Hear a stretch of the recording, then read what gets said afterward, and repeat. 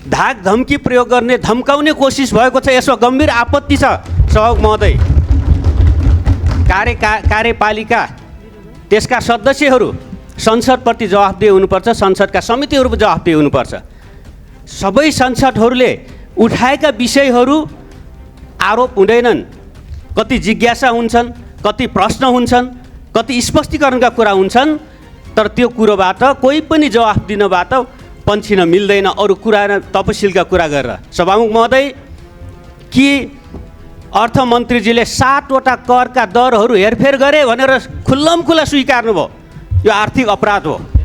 हामीले त्यो अपराध गर्नु भनेका थिएनौँ, जिज्ञासा राखेका थियौँ, तर उहाँले चाहिँ धम्की दिँदै यो मैले गरेकै हुँ के गर्छौ भन्नुभयो। यो संसदको मानहानि भएको छ। सम्माननीय सभामुख महोदयले यसमा रुलिङ हुनुपर्छ, छानबिन गरिनुपर्छ। यस प्रकारको अपराध गर्न पाइँदैन सभामुख महोदय। खुल्लमखुल्ला उहाँले स्वीकार्नु, यो रोस्टमबाट रेकर्ड छ। र त्यसको लागि म के पनि भन्न चाहन्छु भने पुरानाले गरे, पोहोर साल चाहिँ 73वटा हेरफेर गरेँ मैले, अहिले जम्मा 7वटा गरेँ भन्नुभयो।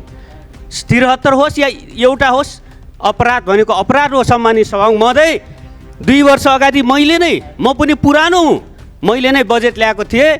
म आजको मात्रै भन्दै छैन। सम्मानित सभामुख महोदय, पुरानो छानबिन होस्, मेरो पालाको 2 वर्ष अगाडिको पनि छानबिन होस्, गत वर्षको पनि होस्, यसपटक पनि छानबिन होस्। म त्यसको लागि तयार छु। र त्यसको लागि अर्को कुरा पनि भन्न चाहन्छु सभामुख महोदय, पुराना कोही सांसद होइन, सबै नयाँ। यसपटक मात्रै प्रतिनिधि सभामा आउनुभएका मान्यज्यूहरूलाई राखेर छानबिन गरौँ, संसदको मर्यादा कायम गरौँ। पुरानो र नयाँ भनेर विषयान्तर गर्न पाइँदैन सभामुख महोदय।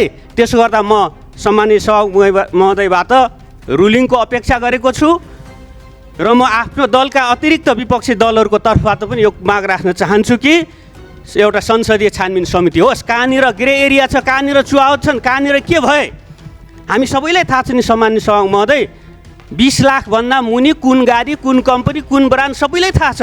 मैले सुट गरेकै हुँ भन्नुभयो, त्यो पाइँदैन सभामुख महोदय। विधेयकको प्रोसेस हुन्छ, मन्त्रालयहरूले विधेयक तयार गर्छ, सबै विधेयकका अतिरिक्त अर्थ विधेयक पनि त्यसमा क्याबिनेटले पास गर्छ। क्याबिनेटपछि इन्डिभिजुअल मन्त्रीले त्यो फेर्न हेर्न, अझ कर्मचारीले 12 पेज मिलाउने त झन् पाउँदैन सभामुख महोदय। यसले चाहिँ संसदको सर्वोच्चता, संसदको मानहानि भएको छ।